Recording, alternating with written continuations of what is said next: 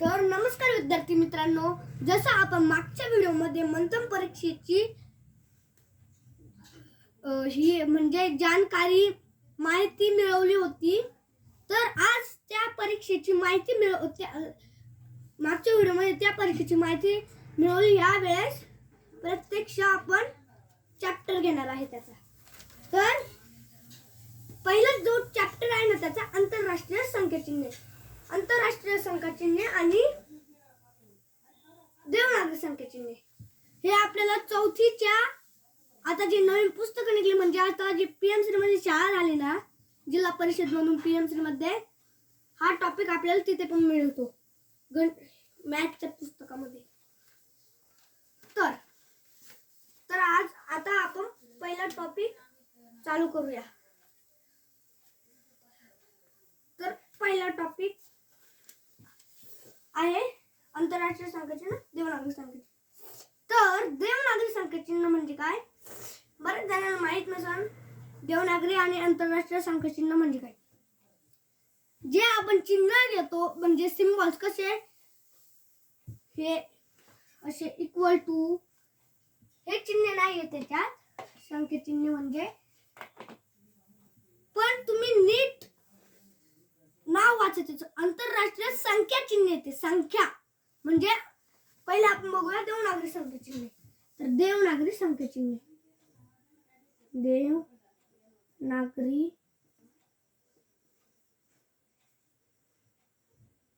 संख्या चिन्हे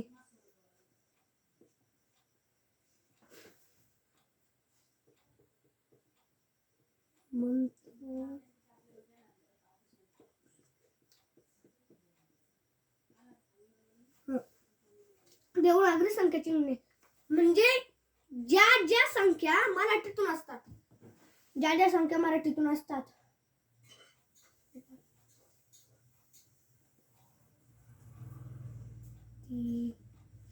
चार. तर हे जे नंबर दिलेले आहे त्यापैकी कोणकोणत्या संख्या यामध्ये आहे म्हणजे देवनागरी संख्याचिन्ह आहे. एक ही मराठीतून संख्या आहे, ही एक संख्या देवनागरी संख्याचिन्ह मध्ये. ही इंग्रजीतली संख्या आहे, म्हणजे ही संख्या आपल्याला धरता येणार नाही कारण की ती आंतरराष्ट्रीय संख्याचिन्ह मधली. ही एक मराठी सॉरी हे टू लिहिताना चुकलं, आणि ही एक मराठी. तर याच्यात कधी कधी आपल्या टेस्टला असे पण प्रश्न विचारतात, म्हणजे बुद्धिमत्तेचे याच्यात असतं असं की ऑड मॅन आउट, याला इंग्रजीतून म्हणजे याला मराठीतून नाव आहे गटात न बसणार पद, असा प्रश्न असतो त्यात. पण आपण इंग्रजीतून त्याला म्हणतो ऑड मॅन आउट. तर ऑड मॅन आउट कोणतं आहे, एक हे ऑड मॅन आउट आहे.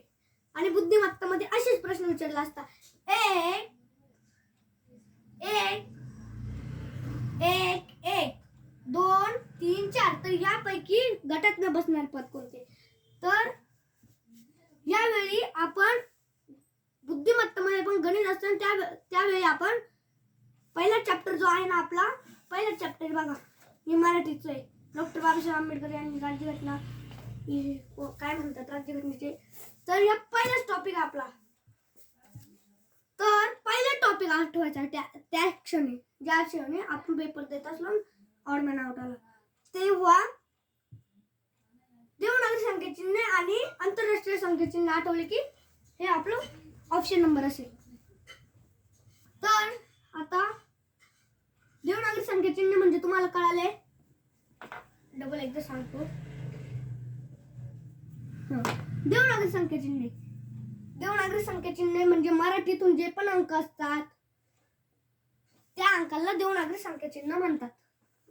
त्याच्यानंतर आता आपण घेऊया आंतरराष्ट्रीय संख्याचिन्ह.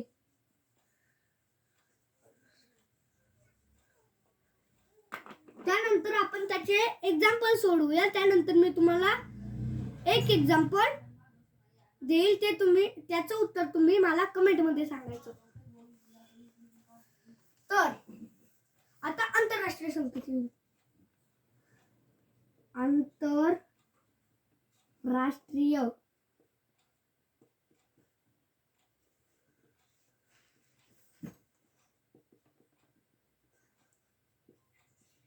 संख्या चिन्हे.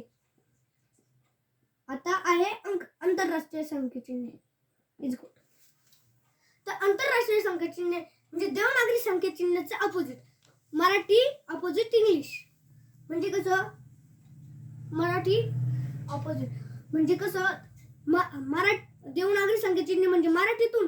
आता मग आंतरराष्ट्रीय संख्या चिन्हे म्हणजे इंग्रजीतून अंक कसे 1 2 3 4 5 असे अंक. चला तर आता आपण 2-3 एक्झाम्पल बघूया. त्यानंतर मी तुम्हाला एक्झाम्पल देतो ते तुम्ही कमेंट बॉक्समध्ये मला त्याचं उत्तर सांगायचं आहे. तर याच व्यवसायामधले आपण घेऊया. क्वेश्चन नंबर 1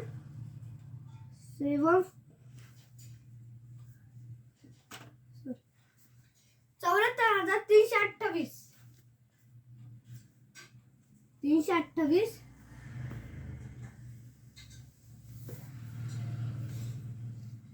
या संख्येचा मित्रांनो तुम्हाला काय करायचं आहे माहिती का?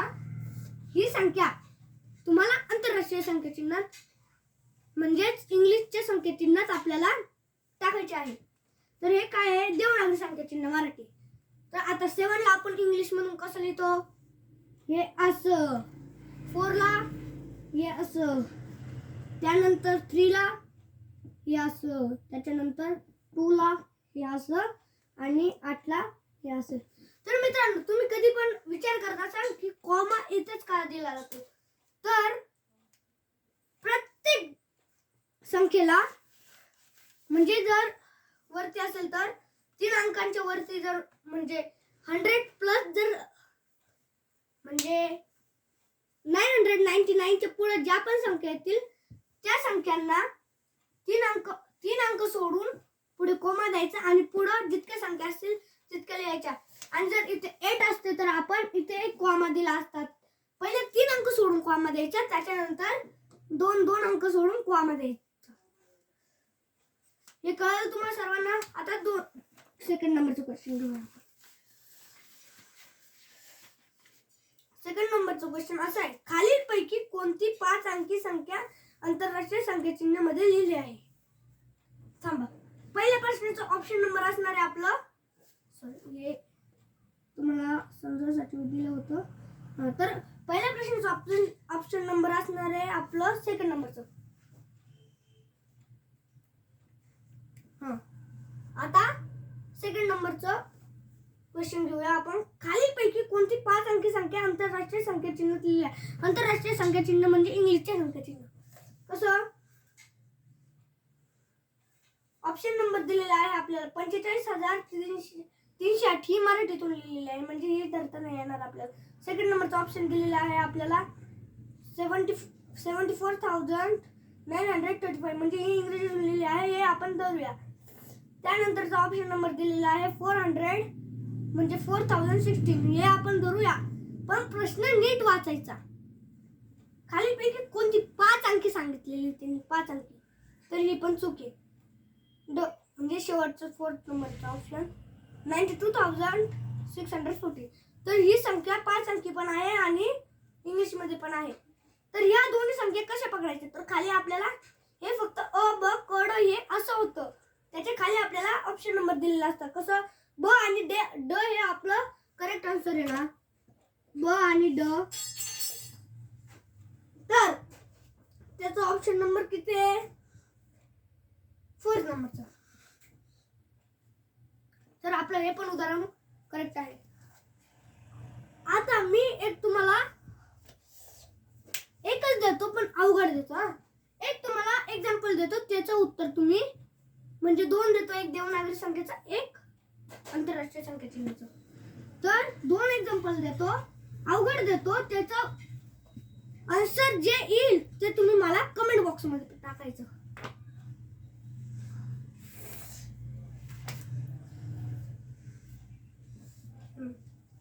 तर कोणती संख्या घेऊ? चला पहिलं उदाहरण तुमच्यासाठी आहे 749875. सॉरी इथे कॉमा नाही आहे ना, इथे येईल आणि इथे येईल.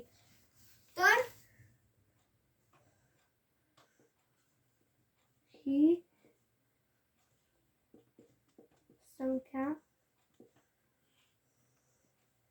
देवनागरी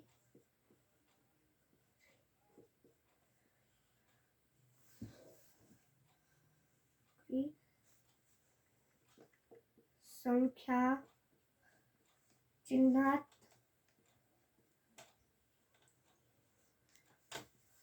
कशी लिहाल. तर मित्रांनो, प्रश्न संपला की त्याच्या शेवटीला कायम क्वेश्चन मार्क म्हणजेच प्रश्नचिन्ह द्यायचा असतो. तर कशी लिहाल, तर ऑप्शन नंबर आहे तुमचे ऑप्शन नंबर 1.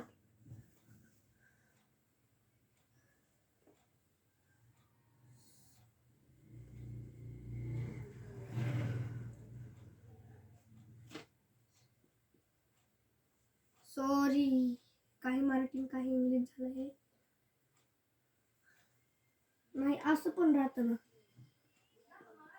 ऑप्शन नंबर 2 आहे तुमचा.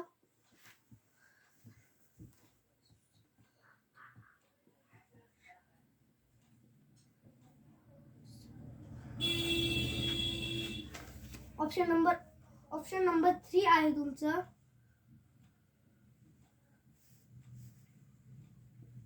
7 5 9 8 7 6 आणि ऑप्शन नंबर 4 आहे तुमचं 8 8 8 8 8 8. तर तुम्ही असं नका समजू कोणत्या पण संख्या येईल पण उत्तर त्यात देईलच.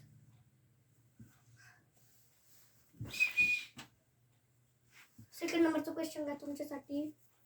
हे पुस्तक साईडला ठेवून घेतो मी, म्हणजे कसं आहे हातावर वजन नको आणि शिकवायला पण सोपं आहे. तर सेकंड नंबरचं उदाहरण देतो मी तुम्हाला.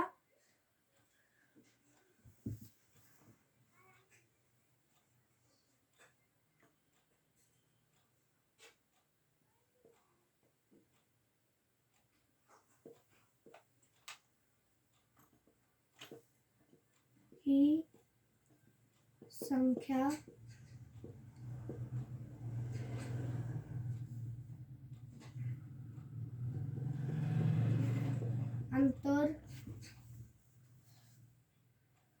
आंतरराष्ट्रीय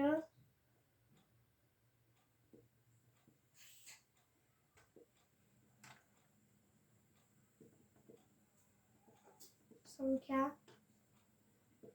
चिन्हात कशी लिहाल.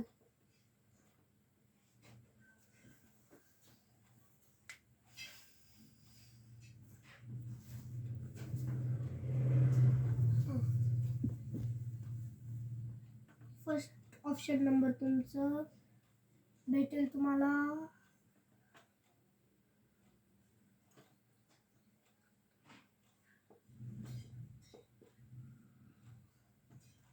सेकंड ऑप्शन नंबर आहे तुमचं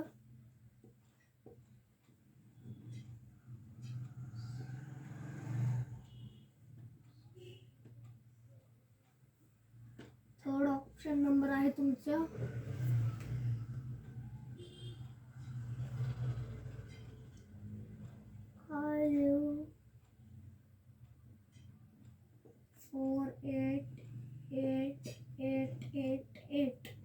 फोर्थ ऑप्शन नंबर आहे तुमचं 9999. तर तुम्ही मला उत्तर म्हणजे मी तुम्हाला आता हे क्वेश्चन्स दिले तर तुम्ही त्याचं उत्तर कसं द्यायचं आहे. जर आपलं जर ऑप्शन नंबर जर 4th असलं तर 4 इज इक्वल टू चं साइन सगळ्या मोबाईल मध्ये आहे 9999. हे असं उत्तर द्यायचं आहे. तर आजचा व्हिडिओ आवडल्यास लाईक करा, सबस्क्राईब करा, शेअर करा, फॉलो करा. थँक्यू. आणि अशाच नवनवीन व्हिडिओ तुम्हाला आणि मी एक डिस्क्रिप्शन बॉक्समध्ये एक लिंक पाठवली आहे, क्लिक बघा. तर पुढचा टॉपिक राहील आपला या टॉपिकवर जो पुढचा टॉपिक डिपेंड आहे तो आपण मंथनच्या पुस्तकातून घेणार आहे. तर धन्यवाद.